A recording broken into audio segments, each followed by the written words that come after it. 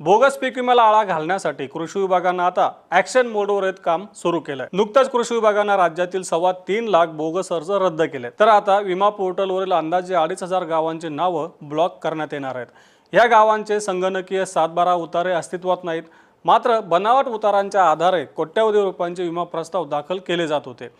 ही गावं ब्लॉक झाल्यानंतर अशा प्रकारांना आळा बसेल असं कृषी विभागाचं म्हणणं आहे। आता परभणी जिल्ह्यातील काही गाव तांड्यांवर याच पद्धतीनं विमा अर्ज भरण्यात आले होते। त्याचा भांडाफोड विधान भवनात आमदार सुरेश धस यांनी नुकताच केला होता। ज्या तांड्यांचे शेतजमीन क्षेत्र 400 हेक्टर्स होतं, त्या तांड्यांमध्ये तब्बल 4,000 हेक्टरपर्यंत विमा काढला होता।